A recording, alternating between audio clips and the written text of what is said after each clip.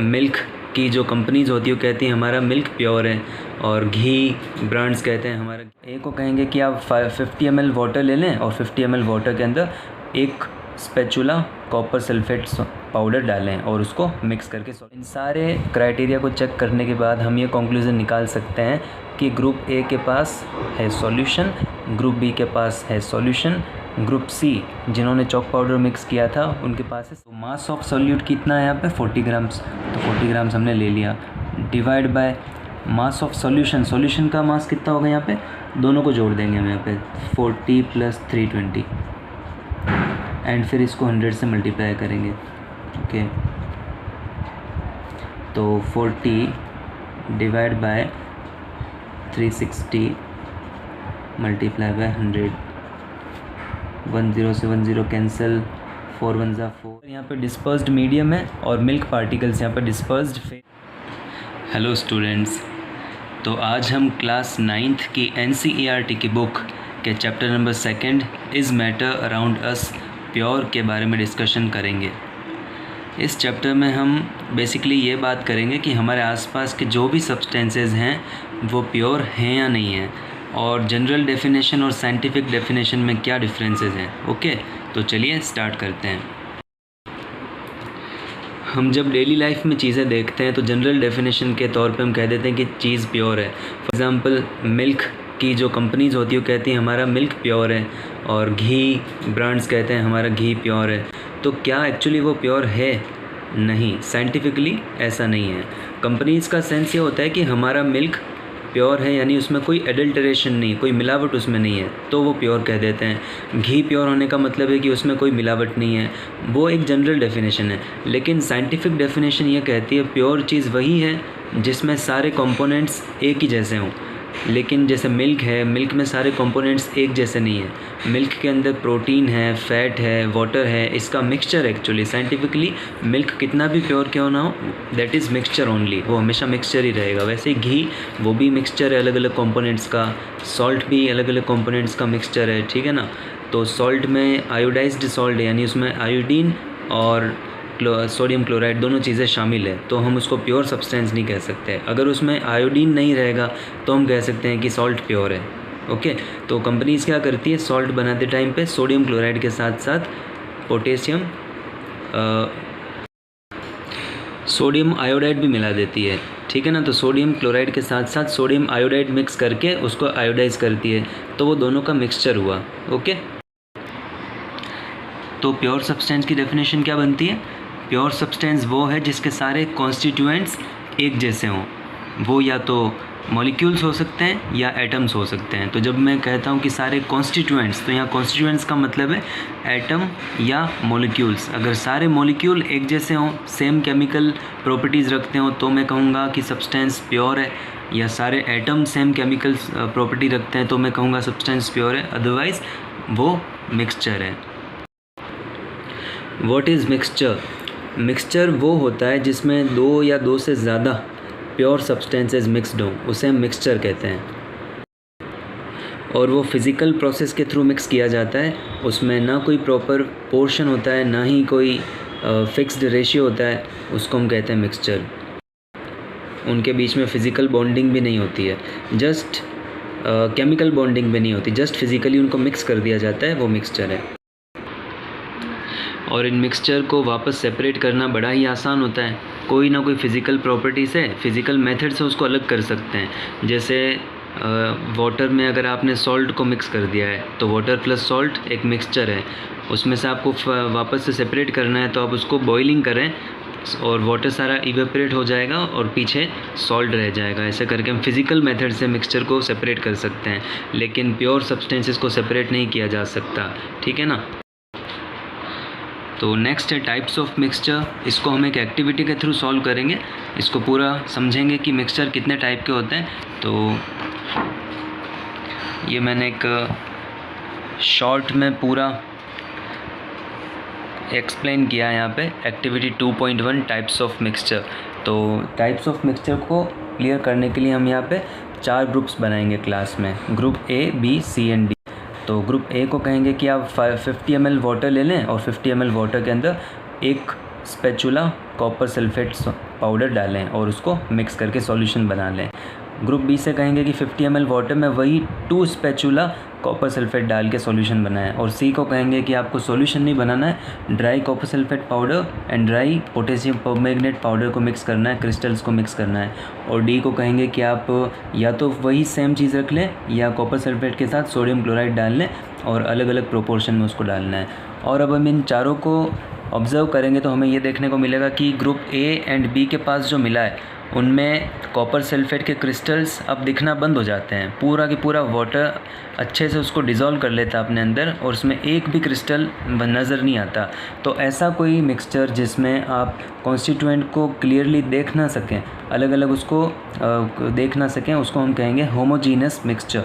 तो type A, group A के पास रहेगा होमोजीनस मिक्सचर, ग्रुप बी के भी पास होमोजीनस मिक्सचर रहेगा, लेकिन उसका रेशियो अलग रहेगा। इसमें सिर्फ एक कॉपर सल्फेट का स्पैचुला है, यहाँ पे 2 कॉपर सल्फेट के स्पैचुला हमने मिक्स किए हैं। और ग्रुप सी के पास क्या रहेगा, कॉपर सल्फेट के साथ में पोटेशियम परमैंगनेट का पाउडर है, दोनों क्रिस्टल्स ड्राई स्टेट में हमने मिक्स किए हैं और मिक्स होने के बाद हम कॉपर सल्फेट के क्रिस्टल्स और पोटेशियम परमैंगनेट के क्रिस्टल्स को डिस्टिंग्विश कर सकते हैं, अलग अलग उसको नेकेड आई से देख सकते हैं। और डी में भी ऐसा ही रहेगा, इसमें भी हम दोनों क्रिस्टल को अलग अलग देख सकते हैं क्लियरली। तो ऐसे मिक्सचर्स को हम कहते हैं हेट्रोजीनस मिक्सचर, जिनमें हम सेपरेटली उनके कॉन्स्टिट्यूएंट्स को देख सकते हैं। ओके, नेक्स्ट है यहाँ पे एक्टिविटी 2.2, जिसमें हम मिक्सचर के कैरेक्टरिस्टिक्स को डिस्कस करेंगे कि मिक्सचर की क्या क्या प्रॉपर्टीज़ होती हैं। और इसमें भी हम क्लास को 4 ग्रुप में डिवाइड कर देंगे, ABCD, और देखते हैं अभी क्या होता है। इसमें हम ग्रुप ए से कहेंगे कि आप few crystals of copper sulphate powder डालें, और ग्रुप बी को हम फुल स्पैचुला कॉपर सल्फेट देंगे, और ग्रुप सी को चॉक पाउडर का सैंपल देंगे, और ग्रुप डी को ड्रॉप्स ऑफ मिल्क प्रोवाइड करेंगे। इन चारों ग्रुप को कहेंगे कि आप सभी अपने अपने सैंपल्स को वाटर में मिक्स कर दें। इसके बाद हम इन चारों ग्रुप को अलग अलग क्राइटेरिया पे चेक करेंगे। क्राइटेरिया फर्स्ट है विजिबिलिटी ऑफ पार्टिकल्स, जो हमने डालने हैं उसका। सेकंड, उसमें डायरेक्ट बीम ऑफ लाइट डालेंगे, देखेंगे कि क्या विजिबल है या नहीं है। थर्ड, उसको अनडिस्टर्ब रखेंगे कुछ देर के लिए और देखेंगे कि क्या पार्टिकल सेटल डाउन हो रहे हैं। और फोर्थ, उसको फ़िल्टर करके देखेंगे कि कोई रेजिड्यू बच रहा है या नहीं। ठीक है, तो फर्स्ट ग्रुप को जिसमें क्रिस्टल्स ऑफ कॉपर सल्फेट डाले हैं और उसको वाटर में मिक्स किया था, तो उसमें पार्टिकल्स विजिबल नहीं होंगे, इसमें विजिबिलिटी नहीं होगी। ग्रुप बी, इसमें फुल स्पैचुला डाला, विजिबिलिटी इसमें भी नहीं होगी, पार्टिकल्स में भी अलग आप नहीं देख सकते हैं, क्रिस्टल्स सारे डिज़ोल्व हो चुके हैं अच्छे से। ग्रुप सी, चॉक पाउडर, इसमें आप देख सकते हैं कि उसके पार्टिकल्स विजिबल हो रहे हैं, वाटर के अंदर चॉक पाउडर के पार्टिकल आपको क्लियरली दिखेंगे। ग्रुप डी, जिसमें मिल्क डाला है, उसमें आपको मिल्क की ड्रॉप्स मिक्स होने के बाद नहीं नज़र आएंगी, visibility criteria. Next, direct beam of light, इसमें बीम ऑफ लाइट आपको विजिबल नहीं होगी। क्या है ये beam of light? Beam of light जैसे कि आपने इसको सॉल्यूशन को बना दिया है, मिक्सचर को बना दिया है, उसके बाद एक ग्लास ऑफ वाटर में, ट्रांसपेरेंट ग्लास ऑफ वाटर में ऐड करने के बाद जब आप बीम ऑफ लाइट इसमें प्रोवाइड करते हैं तो उसका पाथ यहाँ पे विजिबल होता है नहीं होता है, जिसको हम टिंडल इफेक्ट भी कहते हैं। तो वो अगर विजिबल है तो हम कहेंगे इट इज़ विजिबल, और नहीं है तो कहेंगे इट इज़ नॉट विजिबल। वही हम क्राइटेरिया यहाँ पे फॉलो कर रहे हैं। तो ग्रुप ए फर्स्ट में विजिबल नहीं होगा वो। ग्रुप बी, जिसमें फुल स्पैचुला डाला कॉपर सल्फेट का, उसमें भी बीम विजिबल नहीं होगी। ग्रुप सी, चॉक पाउडर, इसमें विजिबल होगी, एंड ड्रॉप्स ऑफ मिल्क, इसमें भी विजिबल होगी। Third criteria, settling down of the particles due to gravity, तो क्रिस्टल्स ऑफ कॉपर सल्फेट इसमें सेटल डाउन नहीं होंगे, इसमें भी वही चीज़ है, कॉपर सल्फेट के सॉल्यूशन डिज़ोल्व हो चुके, सेटल डाउन नहीं होंगे। और चॉक पाउडर, अगर इसको अनडिस्टर्ब रखते हैं कुछ देर के लिए तो इसके पार्टिकल्स सेटल डाउन हो जाएंगे। और drops of milk settle down नहीं होगी, वो डिज़ोल्व हो चुकी है, पूरी मिक्स हो चुकी है। And group A, filtration, filter करेंगे तो पूरा के पूरा सॉल्यूशन पास हो जाएगा, सेम इसमें भी पास हो जाएगा, कुछ भी रेजिड्यू फ़िल्टर पेपर पे नहीं बचेगा। चॉक पाउडर के पार्टिकल्स फ़िल्टर पेपर की पोर साइज़ से बड़े हैं तो वो उससे पास नहीं हो सकते, ठीक है ना, तो उसमें रेजिड्यू बचेगा। एंड ड्रॉप्स ऑफ मिल्क में कोई रेजिड्यू नहीं बचेगा। तो इन सारे क्राइटेरिया को चेक करने के बाद हम ये कंक्लूज़न निकाल सकते हैं कि ग्रुप ए के पास है सॉल्यूशन ग्रुप बी के पास है सॉल्यूशन। ग्रुप सी जिन्होंने चॉक पाउडर मिक्स किया था उनके पास है सस्पेंशन। ये वो चीज़ है जिसमें पार्टिकल्स बड़े होते हैं। एंड ग्रुप डी इसके पास है कॉलोइडल सॉल्यूशन जिसके पार्टिकल्स बहुत ज़्यादा फाइन होते हैं, उनको कहते हैं कॉलोइडल सॉल्यूशन। ऐसे पार्टिकल जो इतने फाइन हैं कि वो सेटल डाउन नहीं हो सकते हैं। लेकिन सस्पेंशन वो होता है जिसके पार्टिकल्स इतने बड़े हैं जो विजिबल भी हो सकते हैं और सेटल डाउन भी हो सकते हैं और फिल्टर भी हो सकते हैं। तो ये हमारा एक्टिविटी 2.2 का कंक्लूज़न रहा।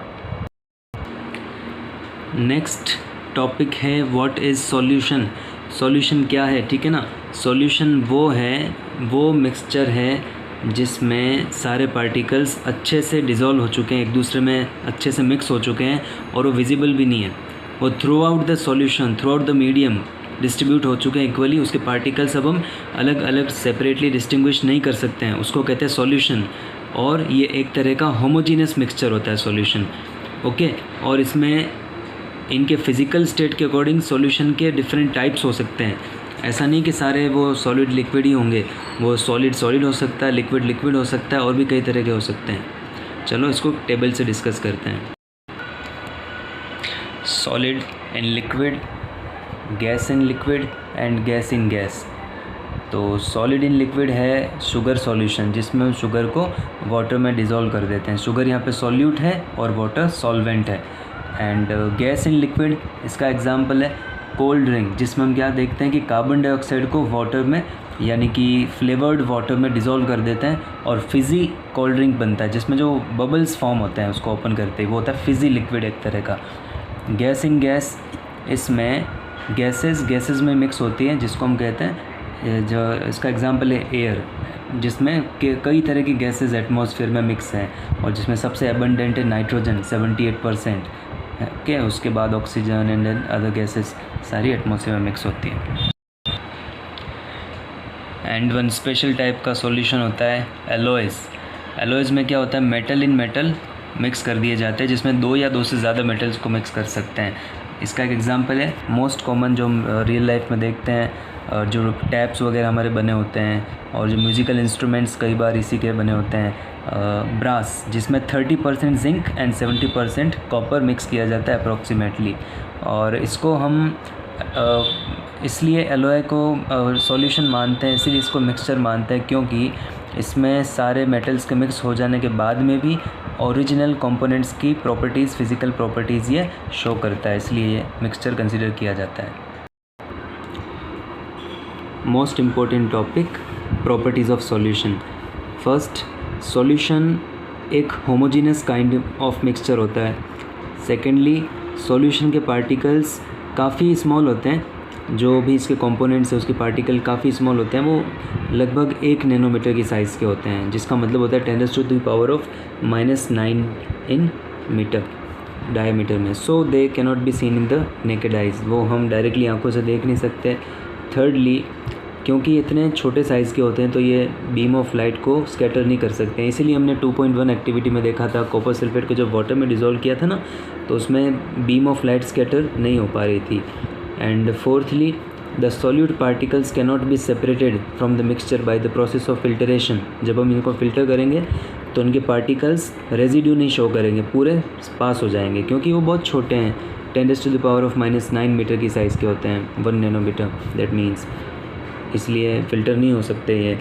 The solute particles do not settle down when left undisturbed, और इनको जब हम अनडिस्टर्ब रखते हैं कुछ देर के लिए तो सेटल डाउन भी पार्टिकल्स नहीं होते हैं। ये सारी प्रॉपर्टीज़ हैं। कंसंट्रेशन ऑफ अ सॉल्यूशन, इसका मतलब होता है कि सॉल्यूशन में सॉल्यूट के पार्टिकल्स कितने हैं, अमाउंट कितना उसका, ठीक है ना। कंसंट्रेशन का मतलब उसमें कितना सॉल्यूट डिज़ोल्व किया, amount of the solution. Solubility का मतलब होता है कि कोई सॉल्यूशन जो है उसके बनने में सॉल्वेंट की क्या कैपेसिटी थी, ठीक है ना।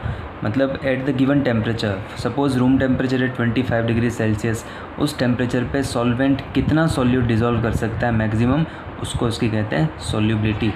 अगर उस सॉल्वेंट ने अपनी कैपेसिटी जितना सारा सॉल्यूट डिज़ोल्व कर लिया है उसके बाद और सॉल्वेंट डिज़ोल्व नहीं कर सक रहा है तो उसको हम कहेंगे सैचुरेटेड सॉल्यूशन।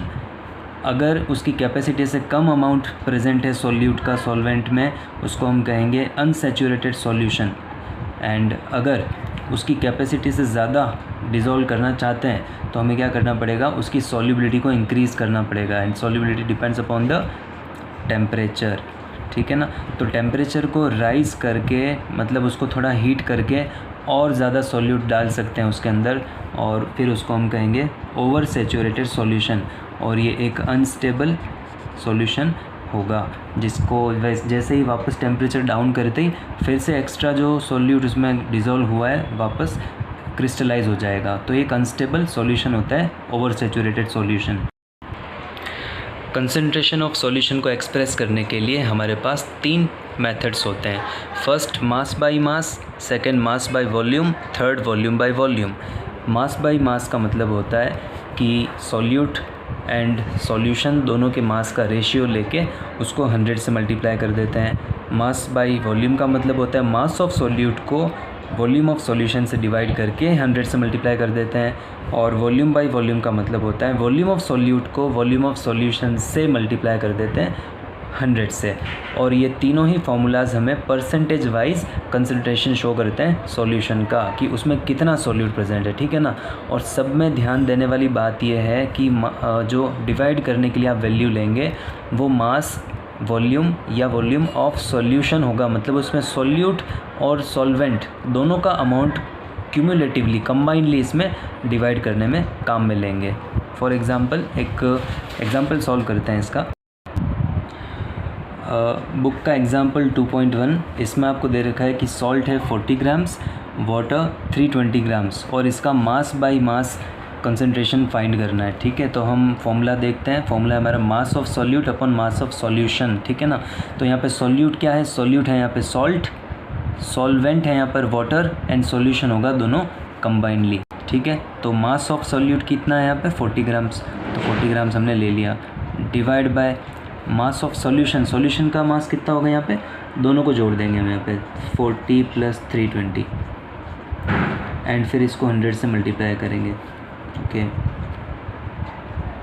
तो 40 डिवाइड बाय 360 मल्टीप्लाई बाय 100, 10 से 10 कैंसिल, 4 1 ज़ा 4, 4 9 ज़ा 36, 1/9 इंटू 100 यानी कि 100/9। अब 100 को 9 से डिवाइड कर लेंगे।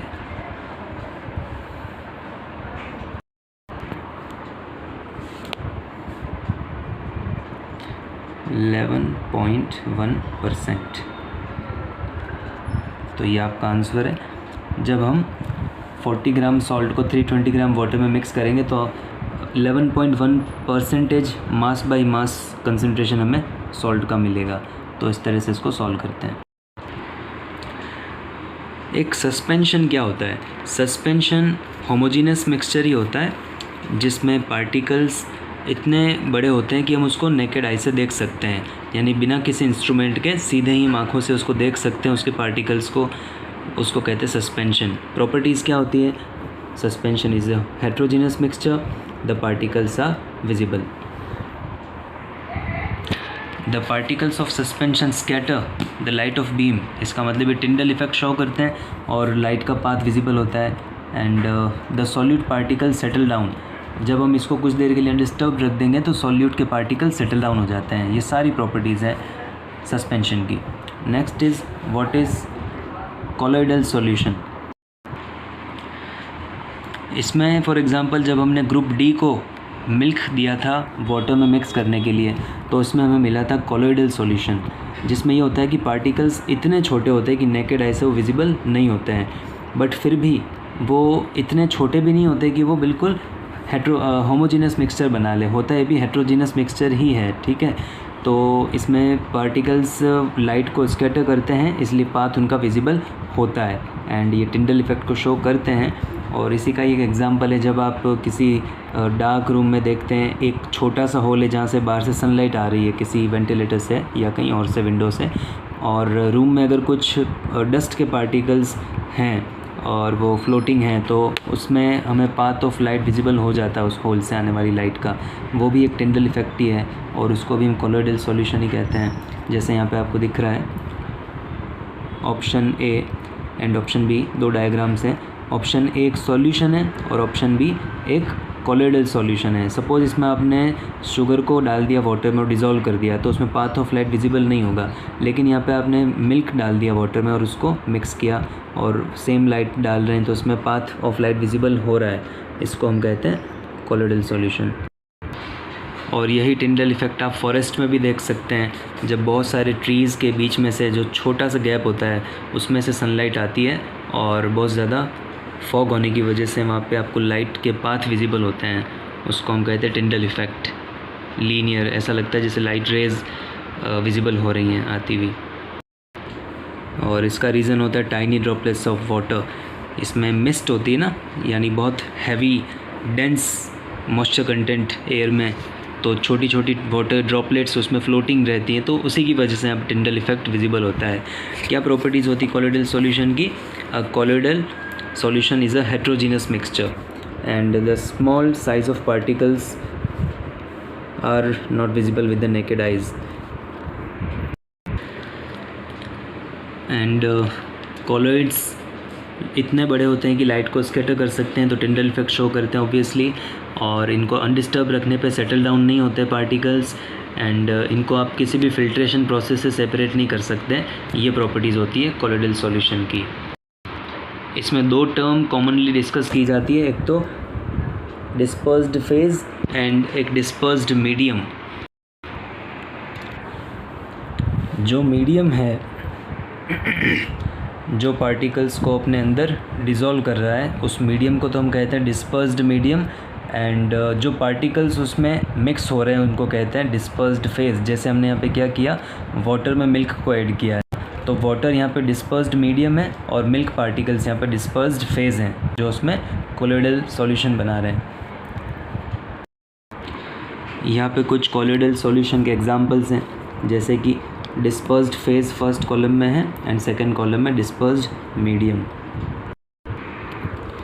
Liquid in gas, liquid particles gas में मिक्स हो रहे हैं तो इसको हम कहते हैं एरोसोल। एग्जांपल है फॉग, क्लाउड्स या मिस्ट, जिसमें लिक्विड पार्टिकल, वाटर के पार्टिकल एयर में रहते हैं, गैस में रहते हैं। सॉलिड इन गैस, इसको भी कहते हैं एरोसोल। एग्जांपल है smoke, automobile exhaust etcetera. Gas in liquid, जैसे फोम, इसमें क्या फोम में गैस के पार्टिकल्स यानी कि गैस के बबल्स एक्चुअली लिक्विड में डिस्पर्स हो गए हैं तो उसको हम कहते हैं शेविंग क्रीम, एग्जांपल के तौर पे देखते हैं।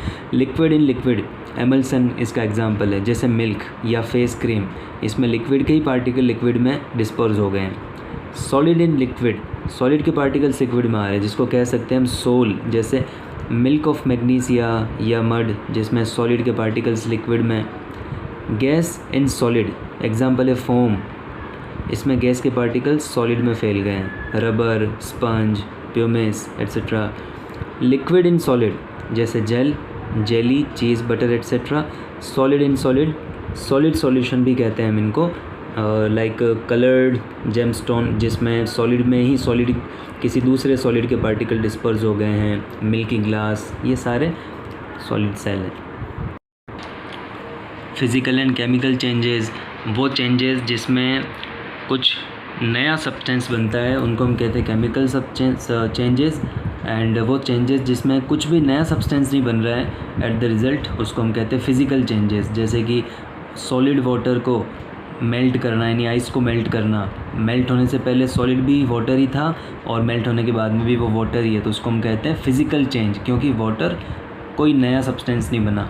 केमिकल चेंज में जैसे पेपर को बर्न कर दिया, पहले तो वो पेपर था, बर्न होने के बाद वो ऐश बन गया, कार्बन पार्टिकल्स में कन्वर्ट हो गया, उसको हम कहते हैं केमिकल चेंजेस जिसमें कुछ नया बनता है। और एग्जांपल के लिए कर्डिंग ऑफ मिल्क, मिल्क का कर्ड बनना, उसमें नया सब्सटेंस बन जाता है, तो वो केमिकल चेंजेस के एग्जांपल होते हैं।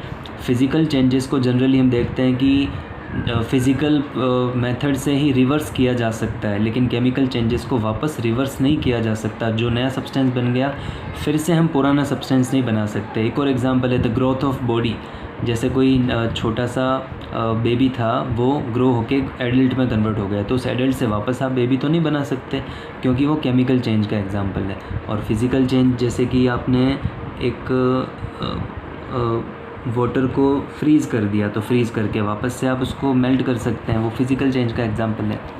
ये सारे अब यहाँ पे कुछ क्वेश्चंस दे रखे हैं। उनमें हमें आइडेंटिफाई करना है कि कौन से फिजिकल चेंजेस हैं और कौन से केमिकल चेंजेस हैं। तो फिजिकल के लिए P लिखेंगे, केमिकल के लिए C लिखेंगे। कटिंग ऑफ ट्रीज़ कौन सा हो सकता है? फिजिकल चेंज, यानी कि ट्री को बस कट ही किया है। मेल्टिंग ऑफ बटर इन पान, मेल्टिंग हो रही बटर की, फिजिकल चेंज है। रस्टिंग ऑफ अलमीरा, यहाँ पे रस्टिंग हो रही है यानी कि ऑक्सीजन के साथ रिएक्शन हो रहा है मेटल का, तो ये एक केमिकल चेंज है obviously. Boiling of water to form steam, physical change, बस यहाँ पे फिजिकल स्टेट चेंज हो रहा है। Passing of electric current through water and the water breaking down into hydrogen and oxygen gas, यहाँ पे केमिकल चेंज हो रहा है क्योंकि H2O अपने कंपोनेंट्स में ब्रेक डाउन हो रहा है केमिकल चेंज होने की वजह से। Dissolving common salt in water, just the physical change. Making a fruit salad with raw fruits को यानी कि बस कट ही किया है उसमें और बाकी कुछ नहीं किया, तो ये एक फिजिकल चेंज है।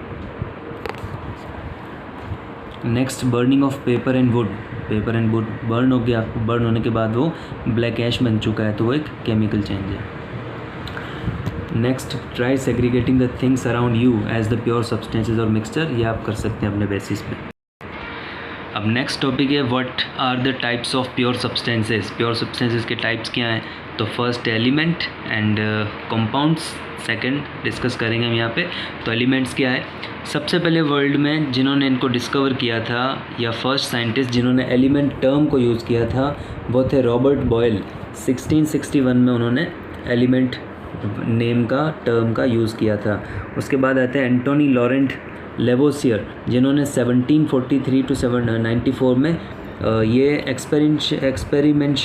एक्सपेरिमेंटली ये शो किया था कि एलिमेंट क्या होता है। उन्होंने डेफिनेशन दी थी प्रॉपर इसकी, जो कि एक फ्रेंच केमिस्ट थे। उन्होंने ये कहा था कि he defined an element as a basic form of matter that cannot be broken down into simpler substances by chemical reactions, कि हम मैटर को यानी एलिमेंट्स को वो मैटर होता है जिसको हम केमिकल रिएक्शन से और ज़्यादा ब्रेक डाउन नहीं कर सकते। सिंपलेस्ट फॉर्म जो मिलती है हमें किसी केमिकल रिएक्शन से, सबसे छोटी फॉर्म वो होती है एलिमेंट। ओके, एलिमेंट के फर्दर 3 टाइप्स हो सकते हैं, metal, non metal and metalloids. ठीक है, तो मेटल वो होते हैं जिनमें लस्टर शो करते हैं, वो शाइन, मेटालिक शाइन शो करते हैं, lustre. They have silvery grey और गोल्डन येलो कलर, ये वही लस्टर वाली बात हो गई। लस्टर यानी उसकी शाइन और उसका जो शेड होता है जनरली सिल्वर से ग्रे या गोल्डन येलो होता है। बहुत ज़्यादा इसमें वेरिएंसेस नहीं मिलते हमें, लगभग सारे सिल्वरिश, ग्रेइश, डार्किश इसी तरह के कलर मेटल्स में मिलते हैं। They conduct heat and electricity, दोनों के अच्छे कंडक्टर होते हैं। दे आर डक्टाइल, मतलब उनको अगर आप पुल करें, उनको बहुत ज़्यादा एक्सपेंड करें तो वो वायर्स में कन्वर्ट हो सकते हैं, उसको कहते हैं डक्टिलिटी। वो ब्रेक डाउन नहीं होते, वायर बना लेते हैं अपने लंबे लंबे, और सबसे ज़्यादा डक्टिलिटी होती है गोल्ड की। दे आर मेलिएबल, यानी कि उसको अगर हम हैमर से बीट करें तो वो ब्रेक डाउन होने की जगह थिन शीट में कन्वर्ट हो जाते हैं। दे आर सोनोरस, यानी उसको किसी हार्ड सब्सटेंस से स्ट्राइक करें तो वो बेल लाइक साउंड प्रोड्यूस करता है, घंटी की तरह बजता है, उसको कहते हैं सोनोरिटी। एग्जाम्पल्स क्या हैं मेटल के, gold, silver, copper, iron, sodium, potassium, ठीक है ना, ये सारे मेटल्स हैं। एंड फर्दर इनकी इनकी ब्रॉड कैटेगरी है एलिमेंट्स। और इनमें से एक मरकरी, ये एक एक्सेप्शन है मरकरी, कि एक ऐसा मेटल है, एक अकेला ऐसा मेटल है जो रूम टेम्परेचर पे लिक्विड होता है, बाकी सारे मेटल सॉलिड होते हैं, बस यही है जो रूम टेम्परेचर पे लिक्विड होता है। उसके अलावा कुछ नॉन मेटल्स वो कई तरह के कलर्स में फाउंड होते हैं, रेड, येलो, वाइट, ग्रीन, कई तरह के कलर्स उसमें देखने को मिलते हैं। वो कंडक्टर्स नहीं होते हैं, हीट और इलेक्ट्रिसिटी के कंडक्टर्स नहीं होते हैं। कुछ एक्सेप्शंस हैं, जैसे डायमंड का एक एक्सेप्शन है, ग्रेफाइट एक फॉर्म होता है डायमंड का, जो नॉन मेटल होते हुए भी कंडक्टर होता है इलेक्ट्रिसिटी का। Okay, and they are not lustrous, sonorous और मेलिएबल, ये ना तो चमकदार होते हैं मेटल्स की तरह, ना ही ये बेल लाइक साउंड प्रोड्यूस करते हैं, और ना ही ये मेलिएबल होते हैं, थिन शीट्स में कन्वर्ट नहीं होते हैं। एग्जाम्पल्स हैं नॉन मेटल के, hydrogen, iodine, oxygen, carbon, bromine etcetera. कुछ सब्सटेंसेस नेचर में ऐसे होते हैं एलिमेंट्स जिनमें ना तो पूरी तरह से मेटालिक प्रॉपर्टी होती ना नॉन मेटालिक, उनमें दोनों की इंटरमीडिएट प्रॉपर्टीज़ होती है, जिसके एग्जांपल है बोरोन, सिलिकॉन, जर्मेनियम, और इनको हम कहते हैं मेटलॉइड्स। मोर टू नो, अभी वर्ल्ड में 100 से ज़्यादा प्रेजेंट टाइम में एलिमेंट्स प्रेजेंट है, लगभग 118। ओके, तो उसमें से 92 तो नेचुरली अकरिंग होते हैं एंड बाकी के मैन मेड है, हमने नेचर में बना लिए हैं, लेबोरेटरी में बना लिए हैं। और इसमें से ज़्यादातर सॉलिड हैं। 11 ऐसे एलिमेंट्स हैं जो गैशियस है रूम टेम्परेचर पे। 2 एलिमेंट्स ऐसे हैं जो लिक्विड है रूम टेम्परेचर पे, उनका एग्जांपल है mercury and bromine.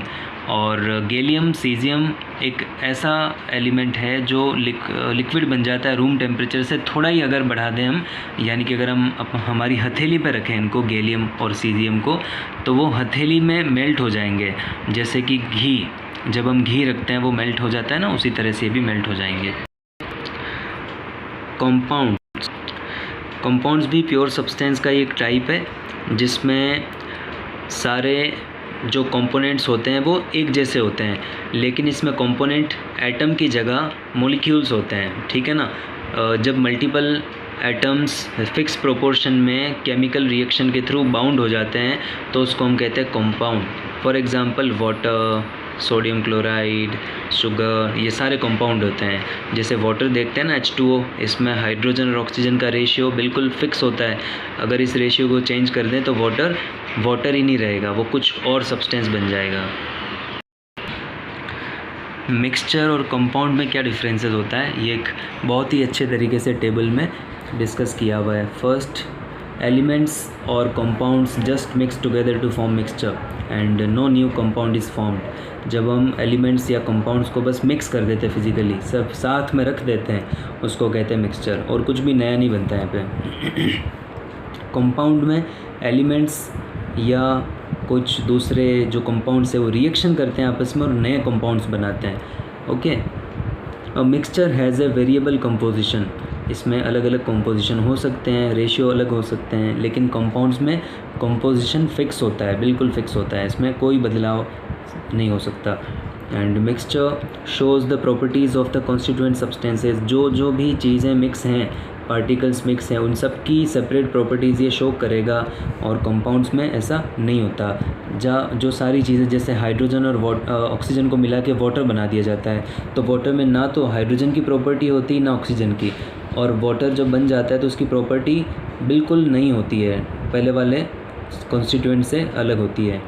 And the constituents can be separated Fairlie by the physical methods, आप उनको वापस से फिज़िकल मेथड से अलग कर सकते हैं, और यहाँ पे उनको अलग कर पाना इतना इजी नहीं, फिज़िकल मेथड से नहीं हो सकता, इनको केमिकल मेथड से अलग करना पड़ता है या इलेक्ट्रोकेमिकल मेथड से अलग करना पड़ता है। तो ये था आज का हमारा चैप्टर, और मुझे उम्मीद है आपको सभी को बहुत अच्छे से समझ आया होगा। फिर भी अगर आपको कोई डाउट रह जाता है, क्वेरी रह जाती है, तो आप कमेंट सेक्शन में मुझे कमेंट कर सकते हैं, मैं ज़रूर कोशिश करूँगा आपके सारे डाउट्स को सॉल्व करने की। Thank you. और अगर ऐसे ही वीडियोज़ आप और चाहते हैं तो मुझे कमेंट सेक्शन में कमेंट करें और टॉपिक बताएं, मैं उस टॉपिक पे आपके लिए वीडियो बनाऊँगा।